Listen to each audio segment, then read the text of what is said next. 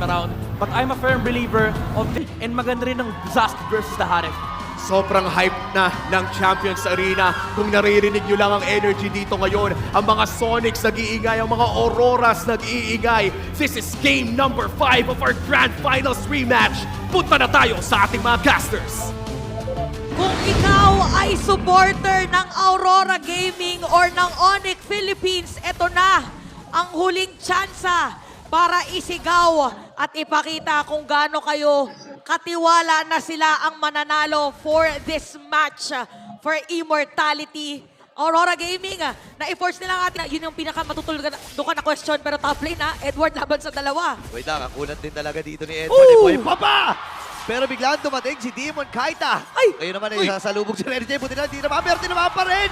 Mapapatapos sa play pa. Sakto din. Yung maliit na buhay niya. Oh, wow! Naipit din. And like from Edward. Force dito considering na kapag si Brusco yung nauuna na ganyan, maaari silang madelikado. Ayun na, unahan nata nila. Kelra ay sumulubog na rin. Nagamit kagad yung dominated si Seth. Pero nakasipa na ang Onyx Philippines dito. Mamamatay si Renny J. Doming kahit ay hinahabol nila pero ang sakit ng mga Rhapsody! Pero si Doming kahit ay pagtutulong-tulong ito na yung Kite Brothers.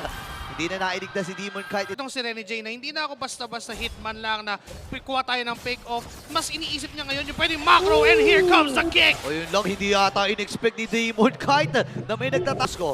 Ngayon ay to the rescue na rin doon sa may bandang itaas. Itong si Edwards habang sa may ibaba naman. Nilabag isaman force at andito na ang pamilya. Sama-sama na agad ang mabilisan lang. Pero makakataas mo si Renny J dito. And this time ay makakapatay. Na meron siyang tatamaan ng kaniyang mga skills. Pero ang ganda ng zone na pinapakita ni Renny J and Edward. Napakatabang ni Renny J and Edward dito. No? Sila na nangabahala.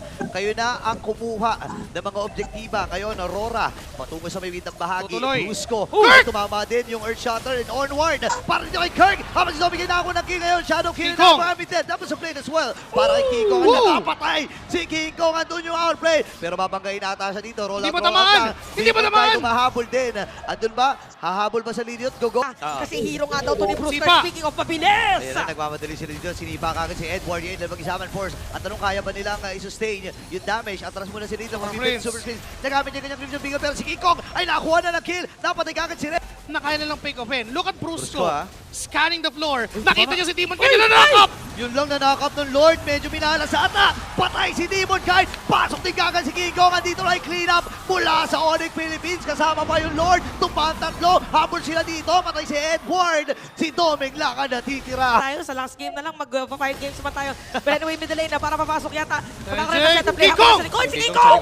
Si Doming kaya nakitagin niya. Ang tanong kung makakatakas. Hindi. Wala siyang pantakas doon. Pero hindi na rin makakaalis pa si King Kong sa naganap na iyon.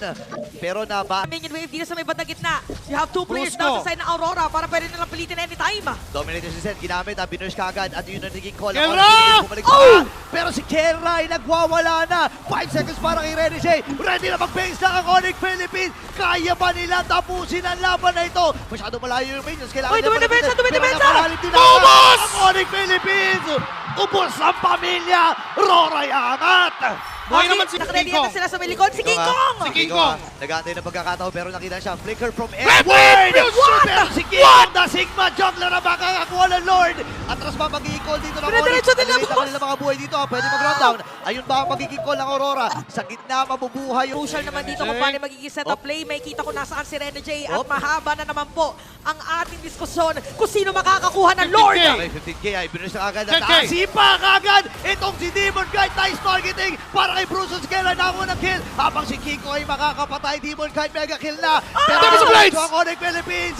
This is it ata. And this time ay naubos Wipe ang out! Aurora. At diretso na ang pamilya sa upper bracket finals.